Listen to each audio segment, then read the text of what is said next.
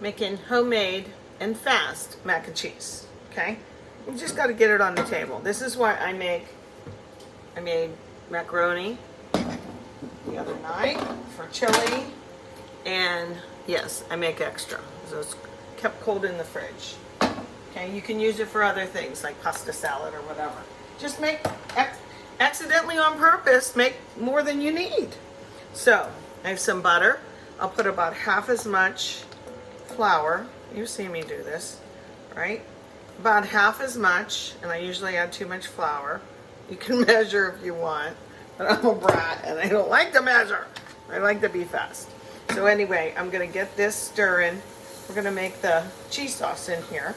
And it's simple. It goes from a roux, you put milk in, then it's called a bechamel, and then you put cheese in, and it's got a cheese sauce. So flour and some kind of fat, in this case butter. Butter, you have to say it like that. I'll put a little bit more butter in. You don't want it to burn, but you want it to turn a little bit of a color. It gives it a little rich flavor. Okay, the flour will thicken whatever you're making with your sauce. See, I want to go easy on the flour because I'm telling you, I add too much all the time. Then it's clumpy. Okay, that looks better. Shirley, good job. Okay, I'm going to get that heated up, and I'm going to add some milk. I have 1% milk today, but you can use any kind of like dairy milk that you want. Why can't I get this lid off? Good grief, Charlie Brown. Anyway, I don't know how much. Like that much? Yeah. Because this will continue to thicken. And you can salt your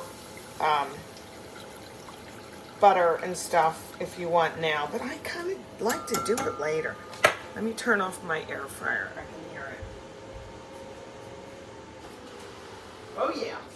Wow. You should see those burnt ends now. Let me turn this up a bit. And then I'm going to start to add my cheese slowly.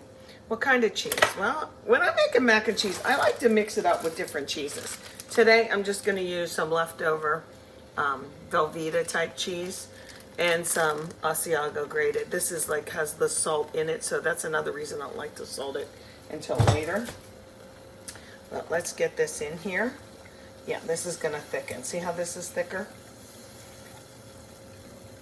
Probably too thick. I told you, I always add too much flour. Probably because I'm impatient. Yikes, Shirley. Okay. I got to cut up my cheese and I'll get it in there, okay? Okay, I'll be right back. I put, whoops, a couple chunks. I can't hold this, hold on.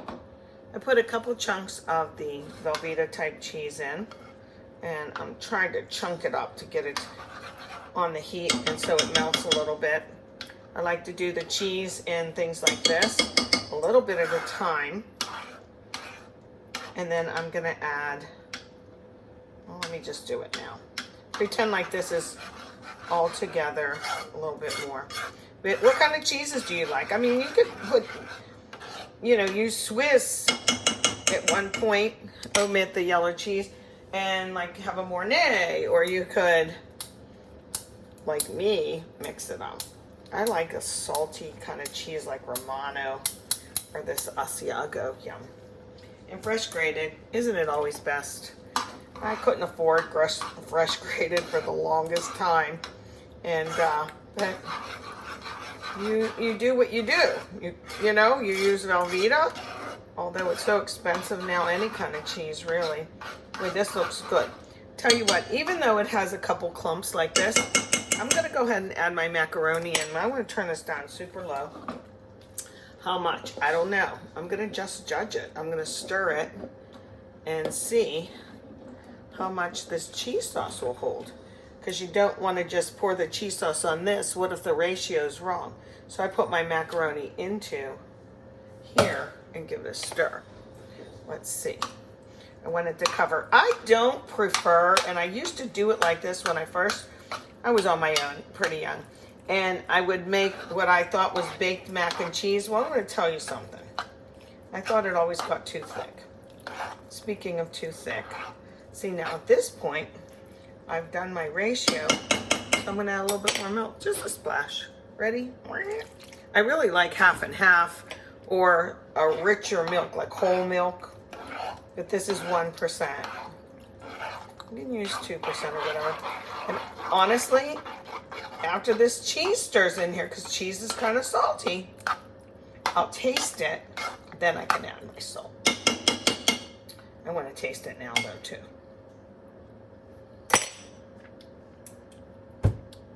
That is good. I'm not joking. Combination of cheeses.